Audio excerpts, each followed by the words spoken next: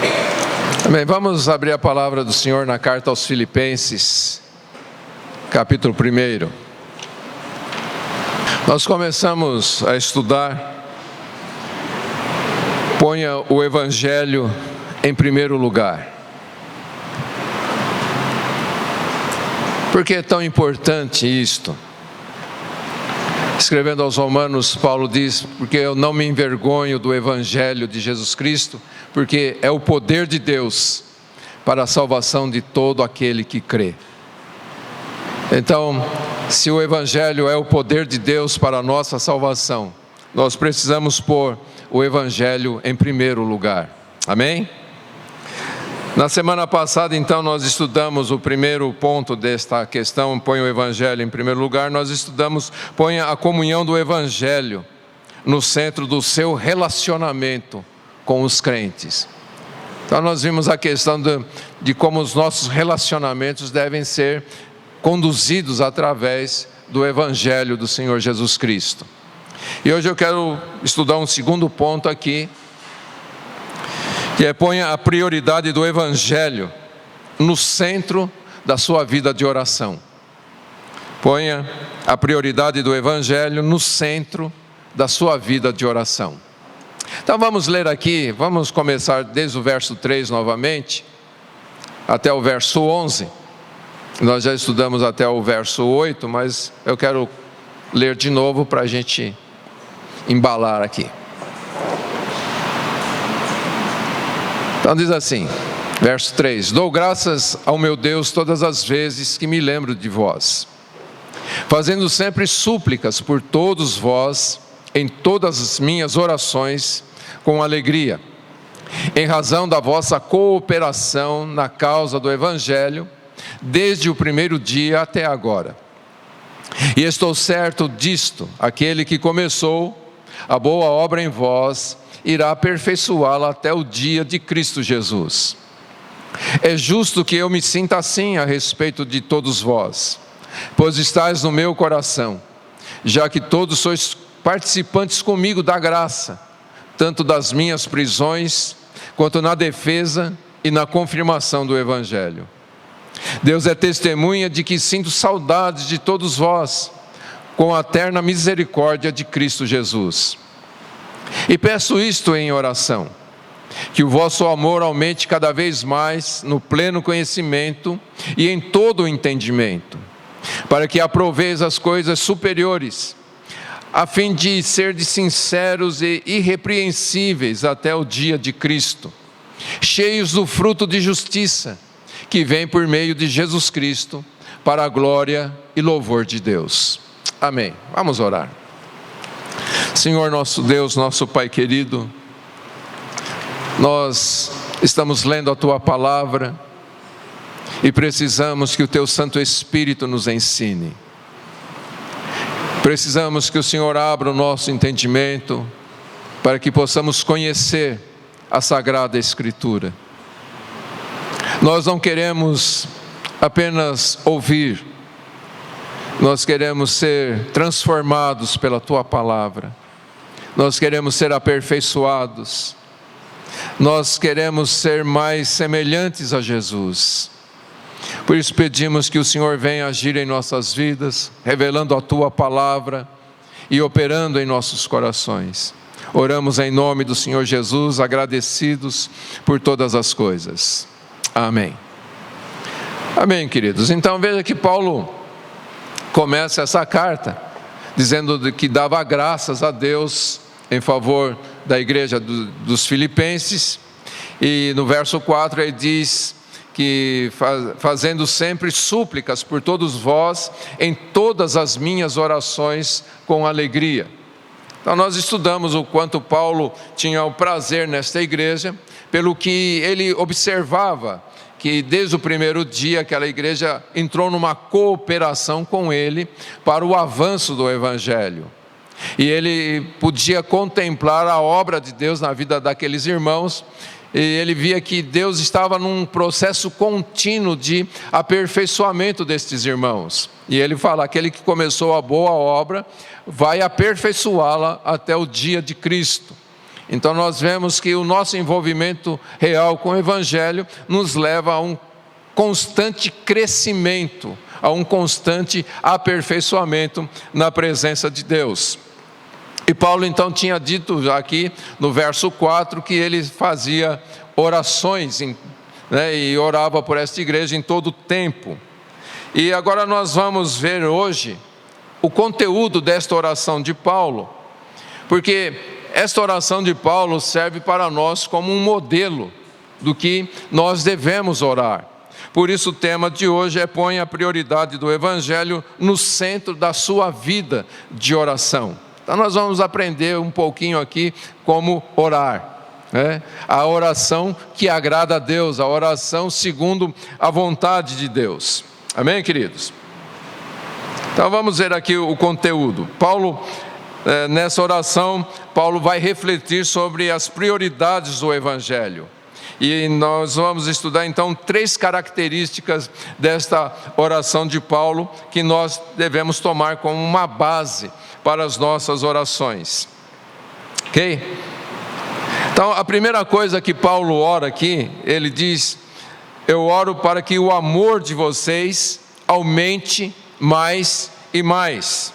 Então Paulo é específico agora naquilo que ele está orando em favor da igreja, que é a respeito do amor.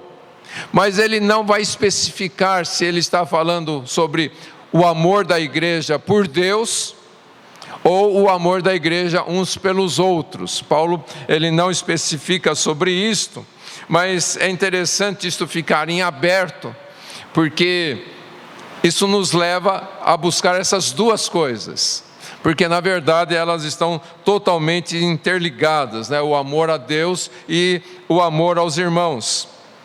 Lá na primeira carta de João, no capítulo 4, no verso 20, o apóstolo João diz assim: se alguém diz, eu amo a Deus, e odeia seu irmão, é mentiroso, pois quem não ama o seu irmão a quem viu, não pode amar a Deus a quem não viu. Então veja que o amor a Deus está totalmente ligado ao amor que nós temos pelos nossos irmãos.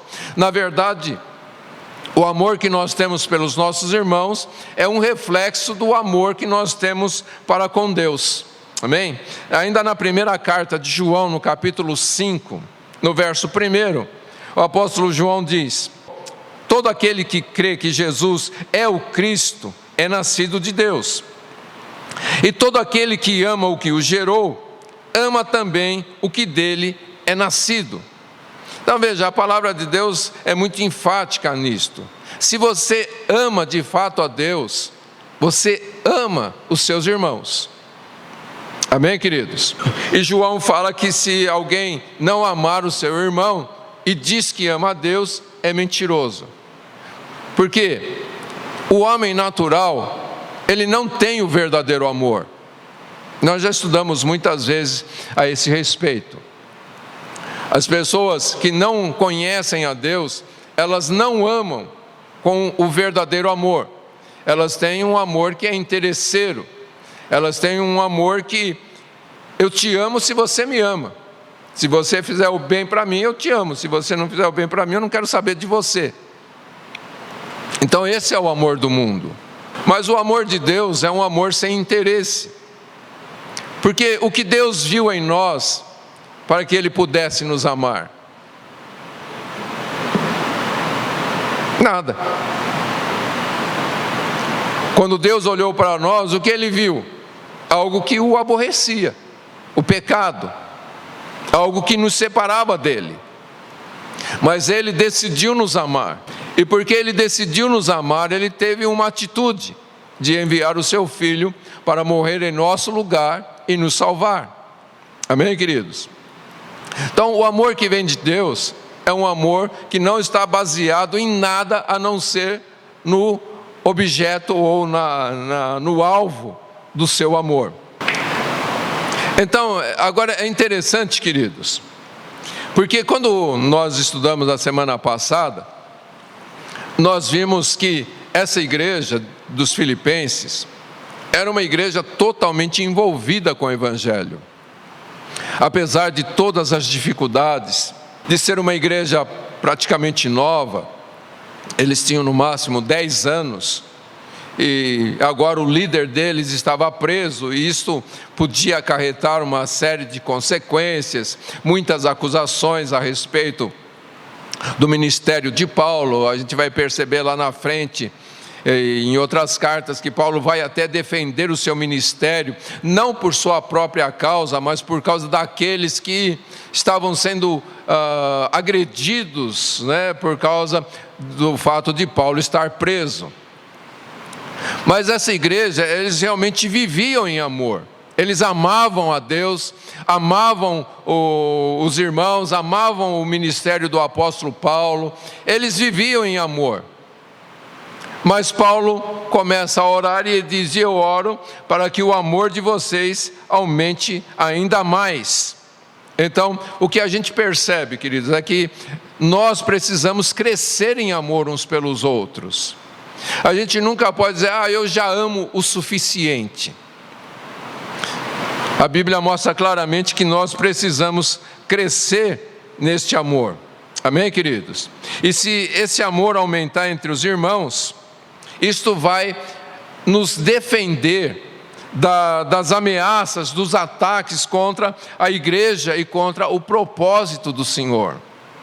Por que que muitos acabam desistindo no meio do caminho?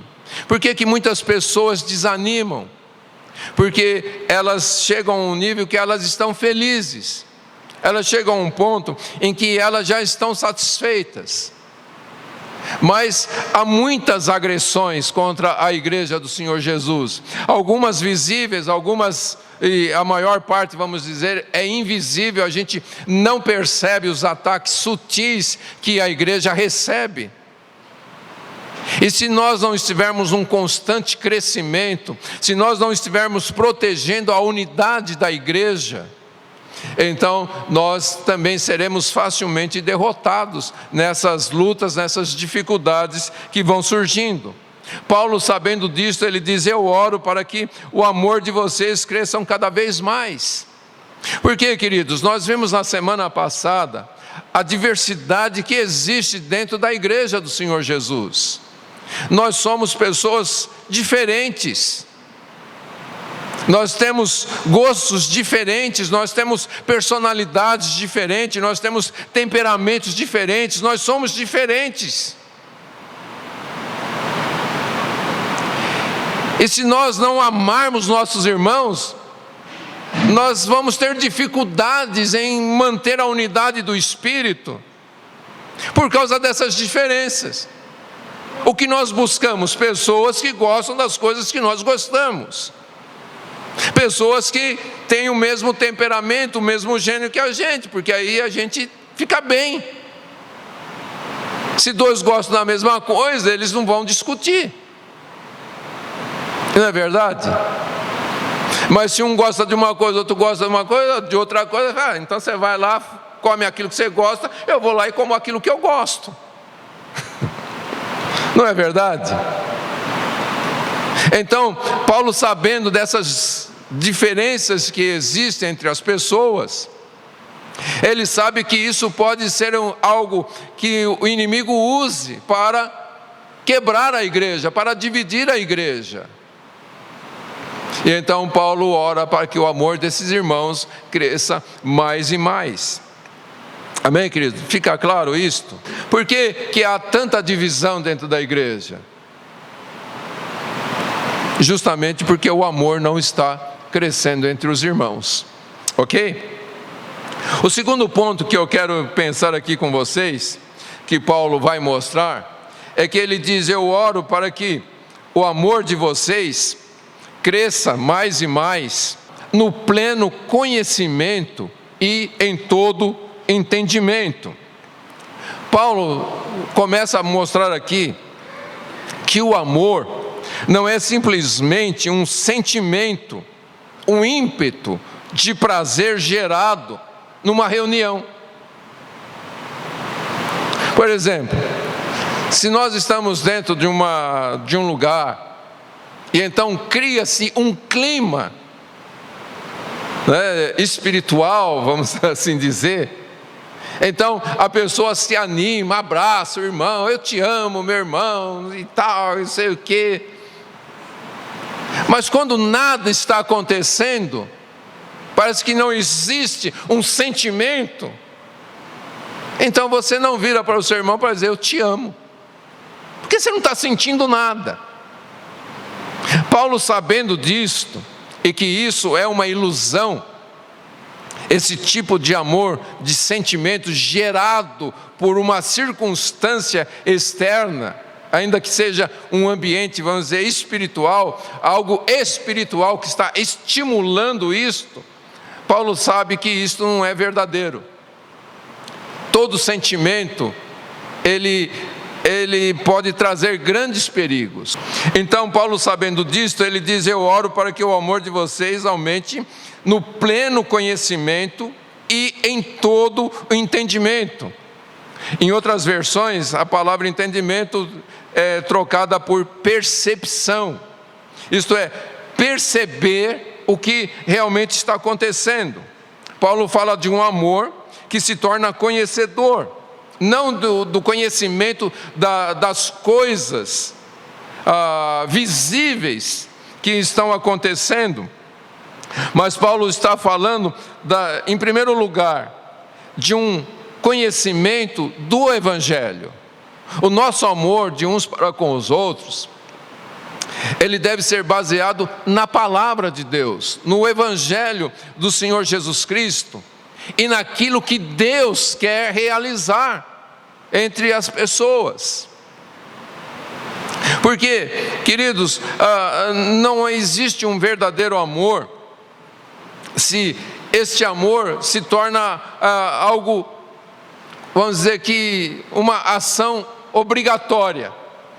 Não, eu amo meu irmão, eu preciso demonstrar o meu amor pelo meu irmão. Então, a gente até falou sobre essa questão da comunhão. Eu vou chamar ele para tomar um café na minha casa. Eu quero ter comunhão, vou chamar ele para tomar um café na minha casa. Isso não é comunhão. A verdadeira comunhão é gerada no Evangelho e não num café. Não é? Porque se você chama, como a gente usou o exemplo, você chama um vizinho que não é cristão para tomar um café na sua casa, você não vai ter um tempo de comunhão, você vai só demonstrar a sua amizade por aquele vizinho. E quando chama um irmão, é comunhão? Não é comunhão, é também só um momento ali de tomar um café junto. A comunhão, se ela não for baseada no Evangelho, se ela não tem como alvo o avanço do Evangelho, o crescimento espiritual, isso não é comunhão, isso é só uma amizade comum entre dois crentes, né?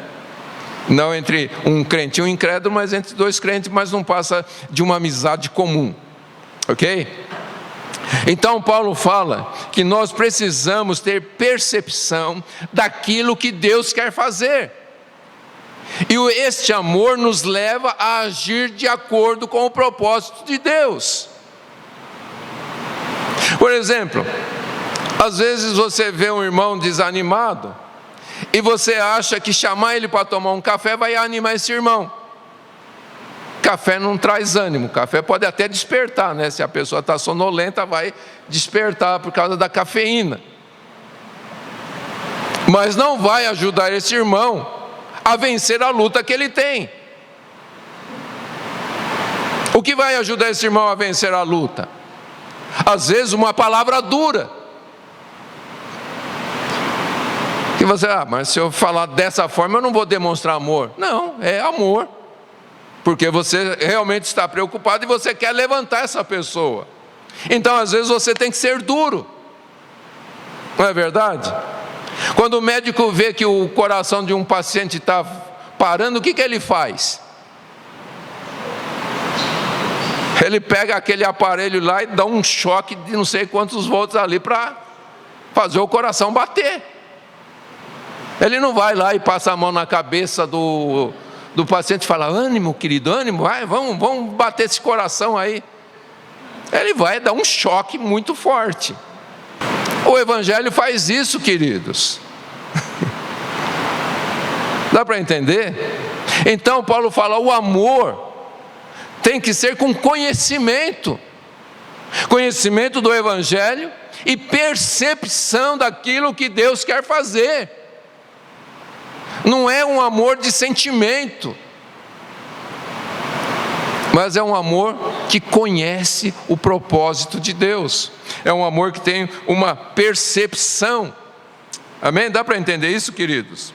Então, o que Paulo estava dizendo é que nós precisamos conhecer o Evangelho, conhecer os propósitos de Deus, ter essa percepção e então andarmos na luz dessas verdades, vivermos na luz dessas verdades que Deus está apresentando.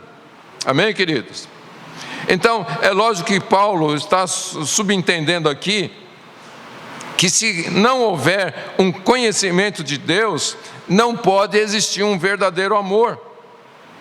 Agora, Paulo também está apresentando um aspecto moral deste amor, que é um conhecimento de Deus e traz um aspecto moral em tudo isto. Porque você consegue amar alguém com quem você está magoado? Então, o que Paulo está subentendendo aqui neste conhecimento é que se eu tenho mágoa, eu tenho que tratar essa mágoa.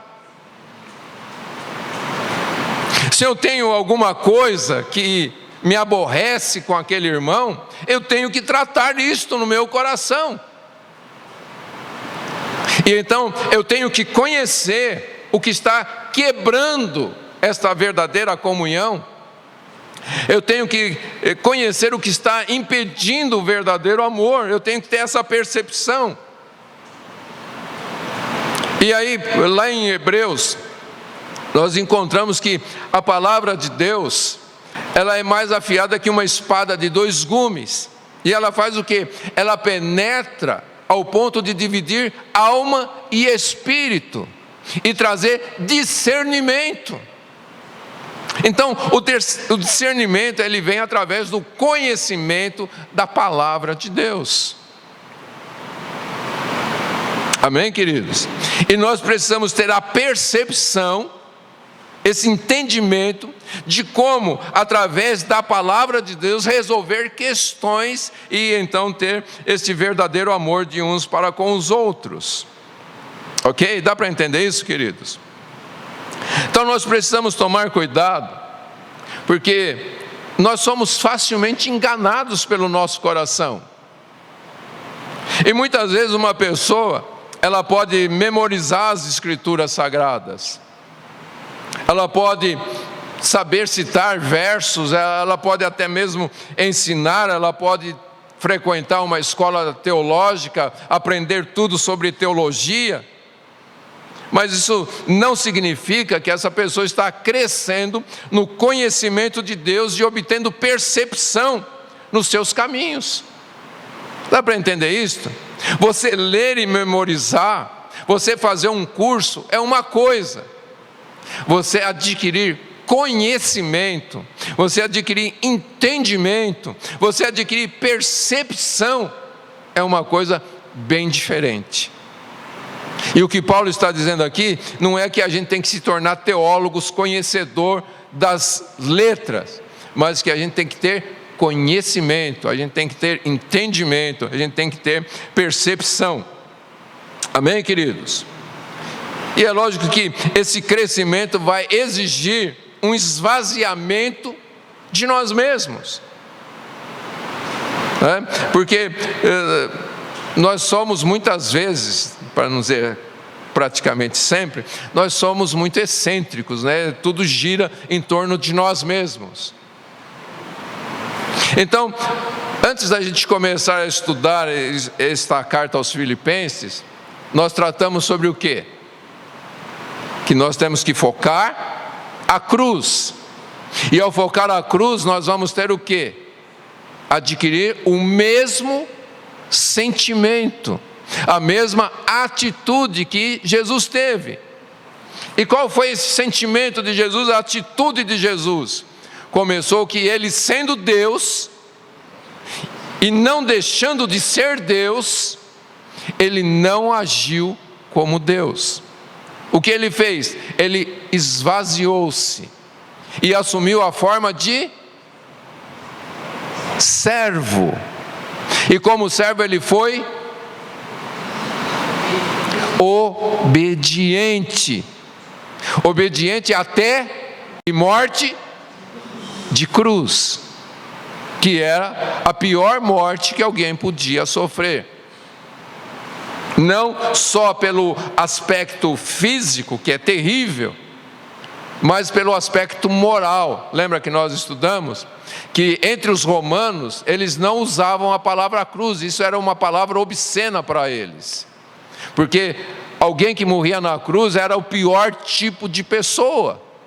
E para os judeus a cruz era o quê? Sinal de maldição, uma pessoa que era considerada maldita por Deus. Por isso Paulo enfatiza, e ele foi obediente até a morte, e morte de cruz. Ok, queridos? Então, para que a gente cresça neste amor, com conhecimento e percepção, a gente tem que aprender a ir se esvaziando de nós mesmos. O que nos impede de amar as pessoas em verdade é o nosso próprio egoísmo. Porque nós colocamos o nosso bem-estar em primeiro lugar. E Jesus não fez isto. Amém, queridos? Vai ficando claro isso, queridos? Então, em termos positivos, este crescimento do amor, ele exige um esvaziamento de nós mesmos. E então nós vamos crescer em amor a Deus e em amor ao nosso próximo. Ok?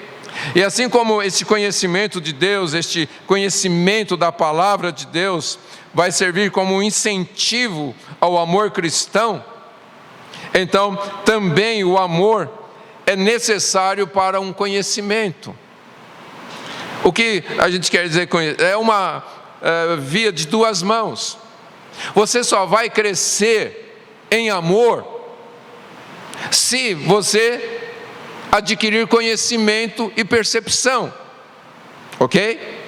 Por outro lado, você só vai adquirir conhecimento e percepção se você tiver amor. Porque eu amo, eu quero conhecer, ok? Porque eu amo, eu quero adquirir percepção, entendimento.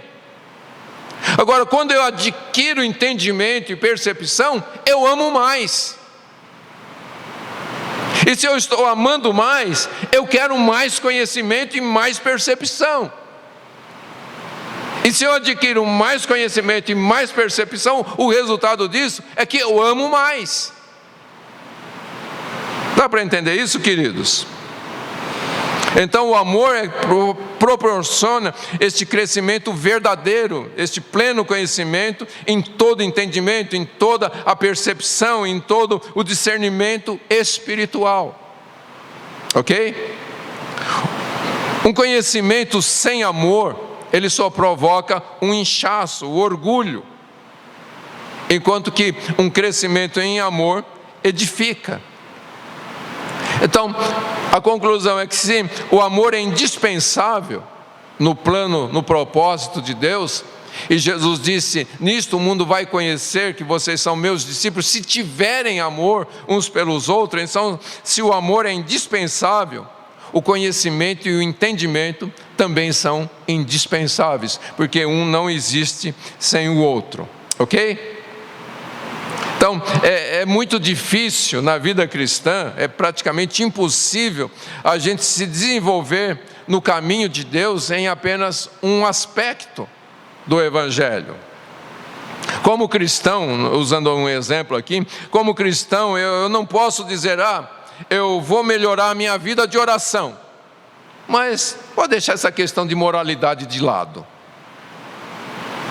Dá para fazer isso?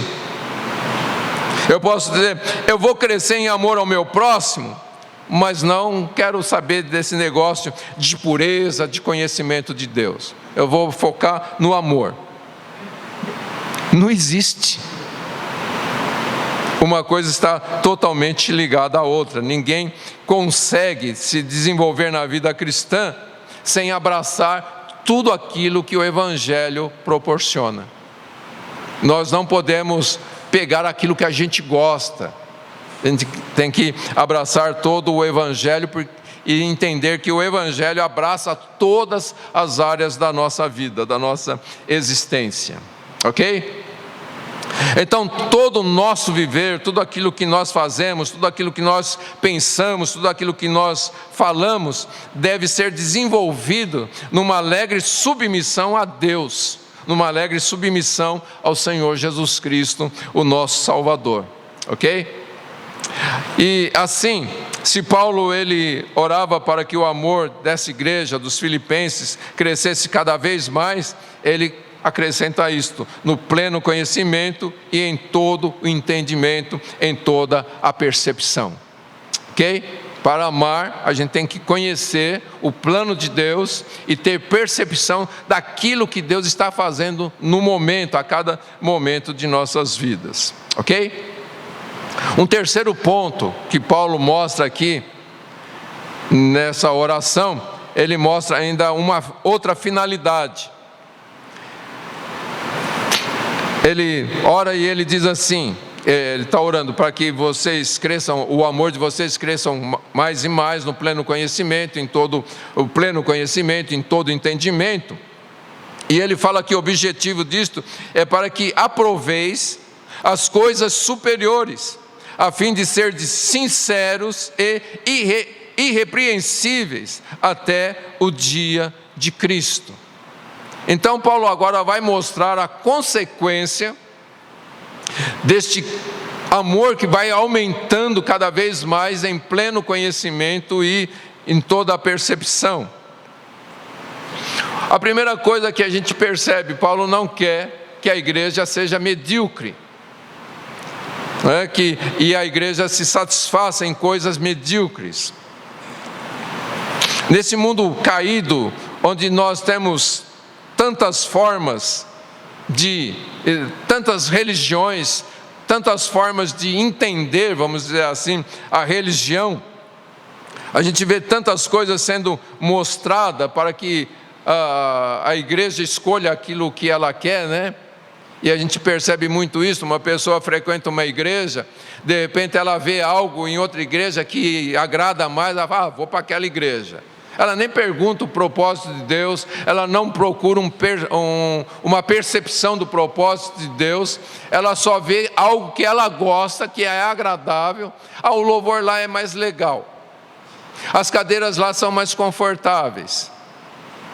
Aí você pode falar, você está exagerando. Não, eu vi uma reportagem sobre isto, que pessoas que foram entrevistadas, porque elas estavam em determinada igreja, elas foram claras e disseram, aqui as cadeiras são confortáveis, tem uma lanchonete legal que a gente pode depois do culto tomar um lanche, ficar conversando. E as pessoas escolhem igrejas por causa dessas coisas.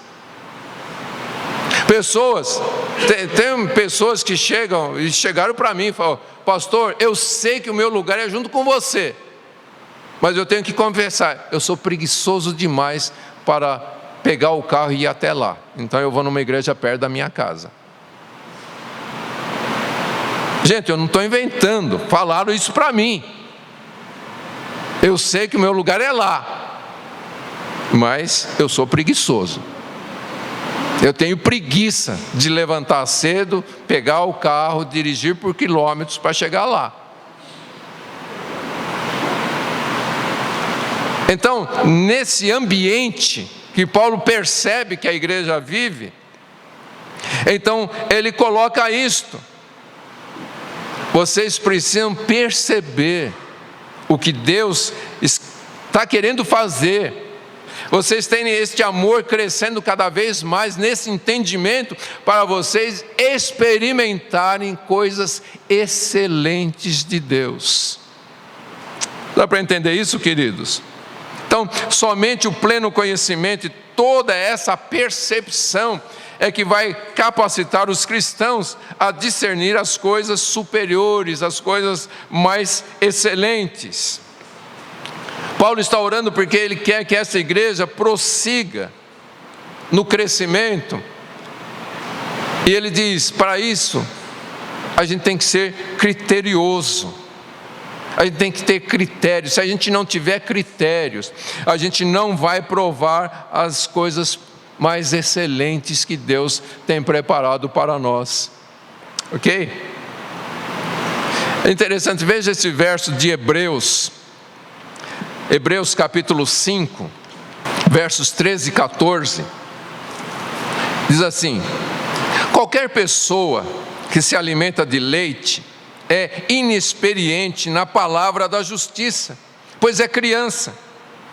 Mas o alimento sólido é para os adultos que, pela prática, têm suas faculdades morais exercitadas para discernir entre o bem e o mal. Veja, Paulo está orando para quê? Para um crescimento em amor, no pleno conhecimento e entendimento. E o escritor aos Hebreus está dizendo aqui que há muitas pessoas dentro da igreja que são inexperientes na palavra, e elas não buscam crescimento, elas querem ficar só no leitinho espiritual.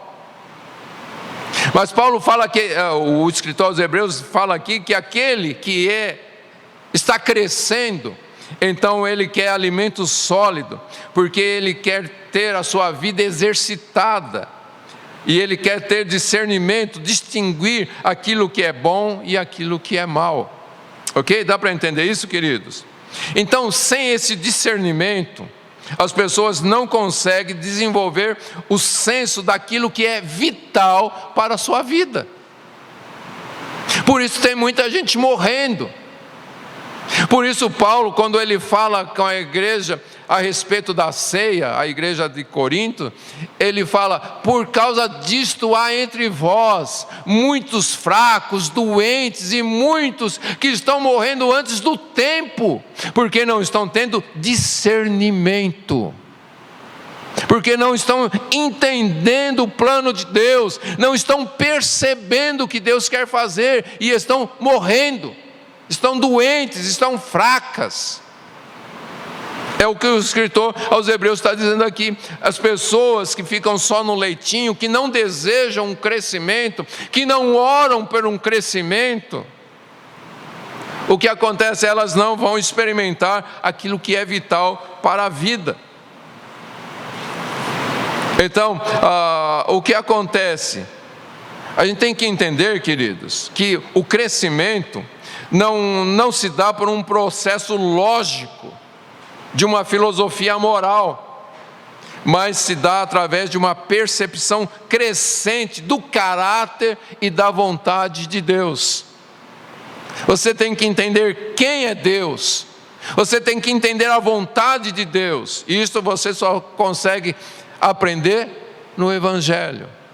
E se você colocar o Evangelho no centro da sua existência, no centro da sua vida, se você fizer do Evangelho a sua forma de viver, a sua razão de viver, ok? Dá para entender isto?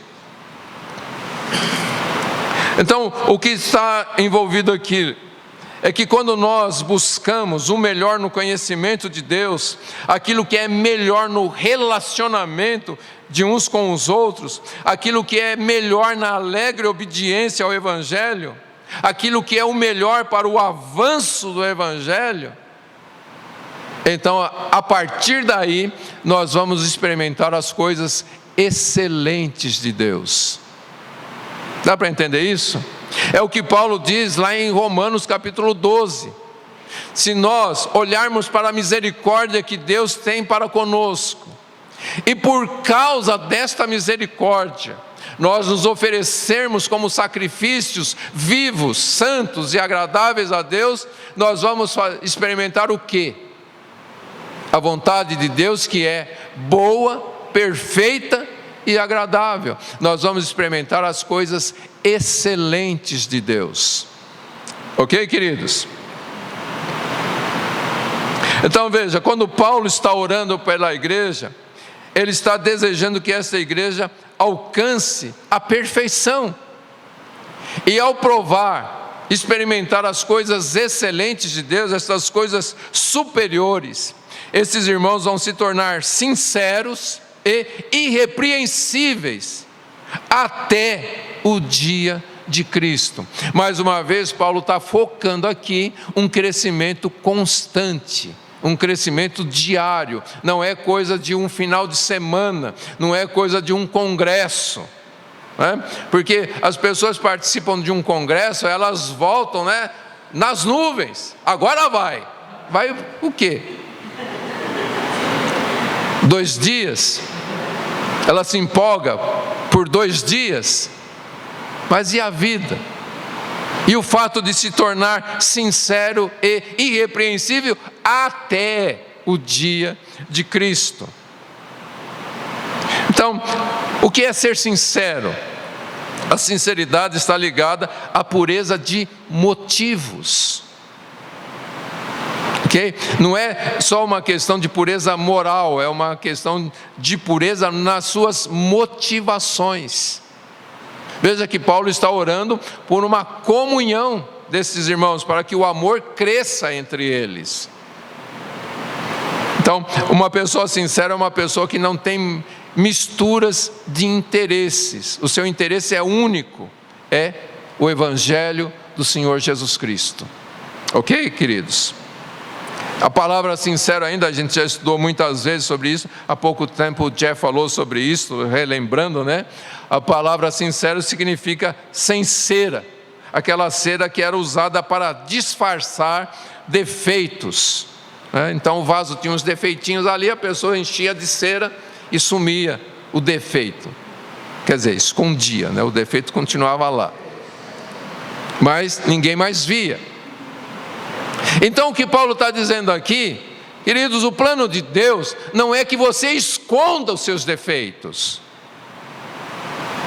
Não é que você cubra os seus defeitos. Dá para entender isso, querido?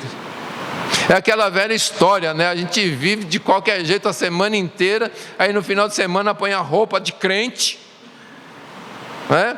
Pega aquele ar suave, né? De paz, irmãos. Eu sempre lembro de isso é um fato real, aconteceu há muitos anos atrás, logo no início da minha conversão, eu testemunhei essa triste ocorrência de um irmão. Ele estava indo para a igreja junto com a esposa, começaram a discutir dentro do carro, ele abriu a porta do carro e jogou ela para fora.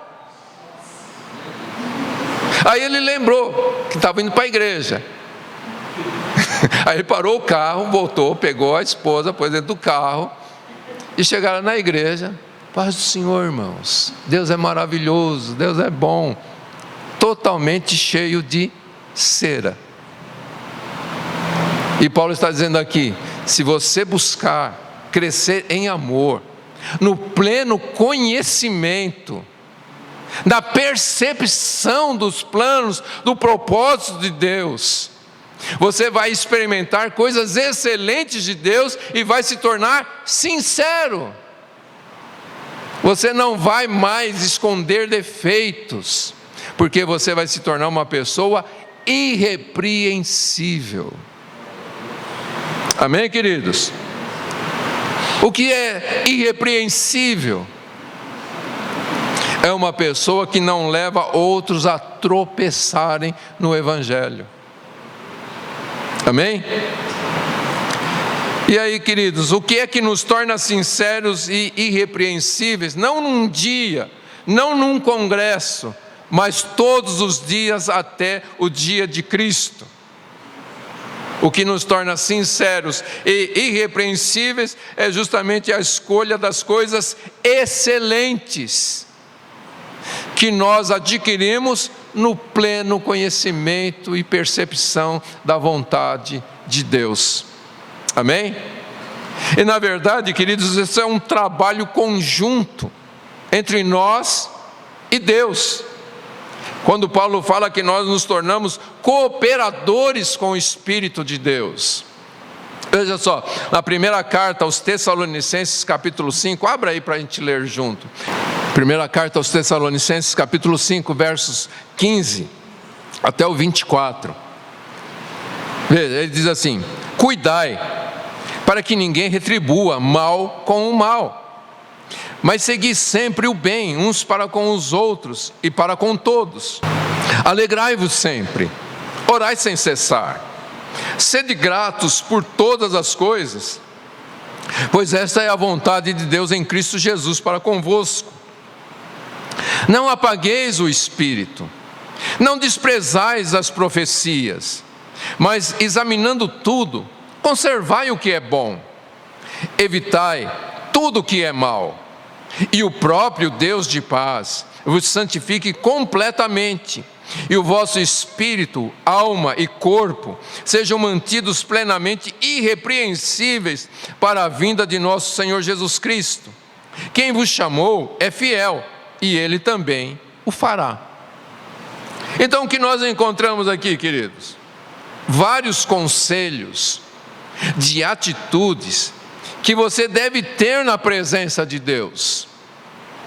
Um desejo no seu coração de crescimento, de adquirir percepção, de amar, de ser verdadeiro. Em consequência disto, o próprio Deus de paz vai santificar a sua vida e vai tornar você completamente, irrepreensível para a vinda de Cristo. Então, não é você que se aperfeiçoa, mas quando você busca, você tem interesse, você ora, então Deus começa a agir, e é por isso que você se torna irrepreensível, sincero e irrepreensível até o dia de Cristo. Não é que você se esforce e consegue, você tem um desejo, você busca Deus de coração, você ora e Deus age. Lembra que Jesus orou e pediu: Pai, santifica-os na verdade, a tua palavra é a verdade. A santificação vem pela palavra. E Paulo ora: eu oro para que o amor de vocês aumente no pleno conhecimento e em todo entendimento, percepção, porque aí o Deus de paz vai santificar vocês, e vocês vão ser sinceros e irrepreensíveis até o dia de Cristo. Então, a gente percebe aqui um trabalho em conjunto, ok? Então, essa excelência pela qual Paulo estava orando pela igreja dos Filipenses aqui, ele vai mostrar como que isso vai se desenvolvendo na vida dos irmãos, lá no verso 11. Ele vai dizer: cheios do fruto de justiça, que vem por meio de Jesus Cristo, para a glória e louvor de Deus. Então, o que torna essa pessoa sincera, irrepreensível, o que faz Deus agir na vida desta pessoa, o que Deus faz na vida dessa pessoa, é que Jesus vai trazer este fruto cheio de justiça. Ok? Veja que ele fala: cheios do fruto de justiça que vem por Jesus Cristo, para a glória e louvor de Deus. Acredito que Paulo tem em mente aqui, quando ele fala sobre esse fruto de justiça, ele tem em mente Gálatas capítulo 5, os versos 22 ao 26, que diz assim: mas o fruto do Espírito é amor, alegria, paz, paciência, benignidade, bondade, fidelidade, amabilidade e domínio próprio.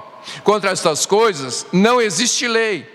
Os que são de Cristo Jesus crucificaram a carne juntamente com suas paixões e desejos. Se vivemos pelo Espírito, andemos também sob a direção do Espírito. Não nos tornemos orgulhosos, provocando-nos uns aos outros e tendo inveja uns dos outros. O resumo disso é o que é, queridos? Uma vida cheia do fruto do Espírito leva um verdadeiro amor de uns para com os outros.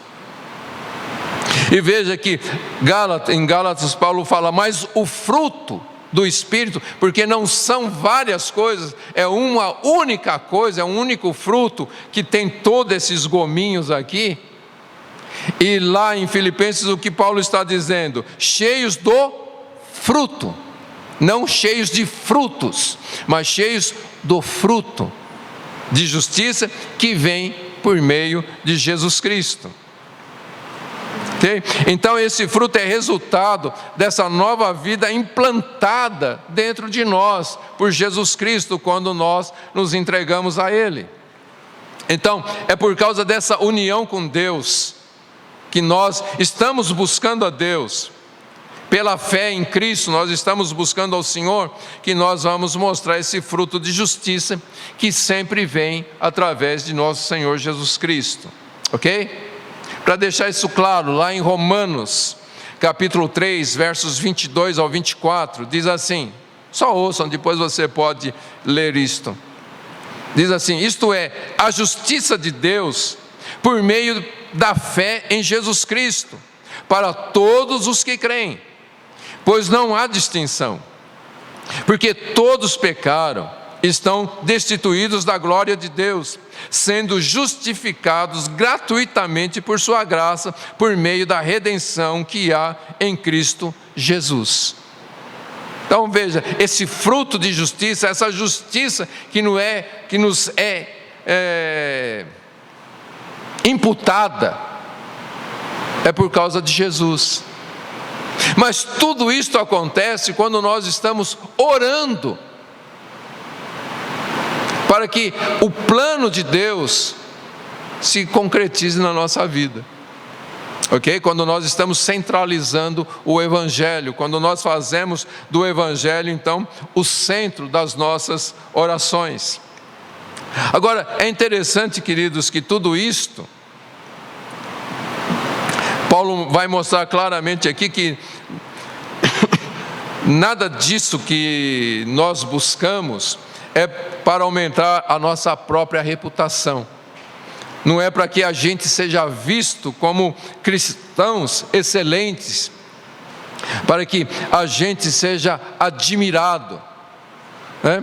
Porque, infelizmente, é triste a gente dizer isso, muitas pessoas estão mais interessadas na reputação da sua santidade, na reputação da sua excelência, do que realmente serem santos e excelentes na presença de Deus. Então Paulo descarta toda essa questão que pode trazer orgulho para o ser humano, e então ele completa que tudo isto deve ser para a glória e louvor de Deus. Então, queridos, o Evangelho, toda a Bíblia, é uma única coisa. São 66 livros, mas totalmente centralizados em Jesus. Quando Jesus disse lá em João, capítulo 4, que Deus é Espírito, e importa que os verdadeiros adoradores o adorem em espírito e em verdade, e que Deus busca esse tipo de adoração, o que a gente vai presumir aqui, lendo Filipenses? Que os verdadeiros adoradores são aqueles que estão tendo seu amor aumentado cada vez mais no pleno conhecimento e todo entendimento e percepção do Evangelho, e que passam a viver em função do Evangelho, centralizando o Evangelho. Suas vidas giram em torno do Evangelho, o Evangelho é o centro de suas vidas.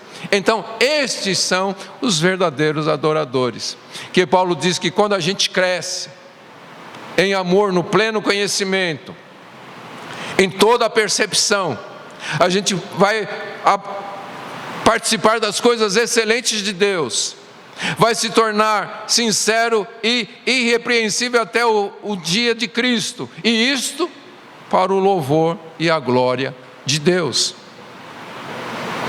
Então tudo que a gente busca é para a glória de Deus, é que Paulo vai falar na carta aos Coríntios: quer comais, quer bebais, quer façais qualquer outra coisa, você tem que fazer tudo por causa de Deus. Você tem que fazer tudo para a glória de Deus, para o louvor de Deus. Amém, queridos? E é por isso que Paulo está orando por esta igreja. E quando a gente pensa nessa oração, a gente vai ver que tudo é centrado no Evangelho. Agora, é interessante, eu vou dar isso como lição de casa para vocês, de vocês buscarem nas cartas de Paulo todas as orações que ele fez. Você vai ver ele orando lá pela igreja de Éfeso, e ele fala: me coloco de joelhos diante do Pai, pedindo. Então, depois você procura isso, faz lá uma listinha das coisas pelas quais Paulo ora.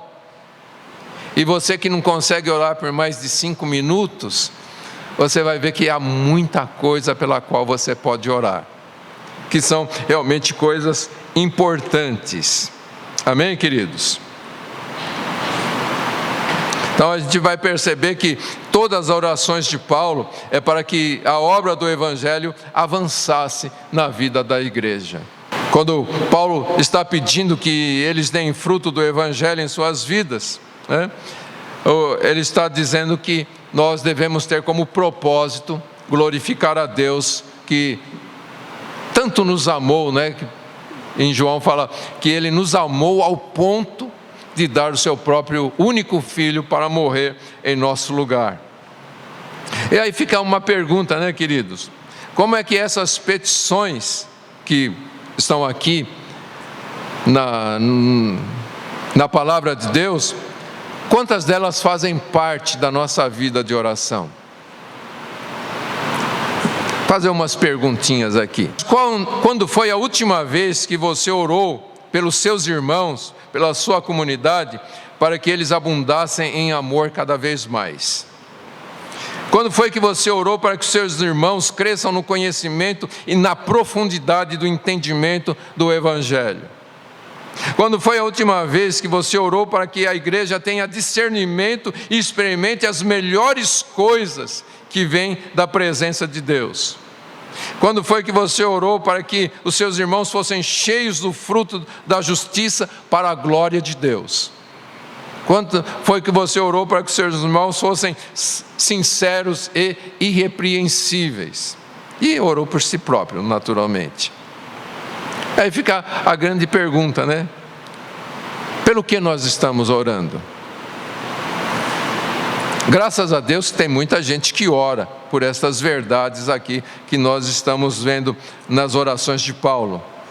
Mas muitas vezes, queridos, a maior parte das orações feitas na igreja, ou feita pelos cristãos, tanto na igreja quanto nas suas próprias casas, elas estão buscando o quê?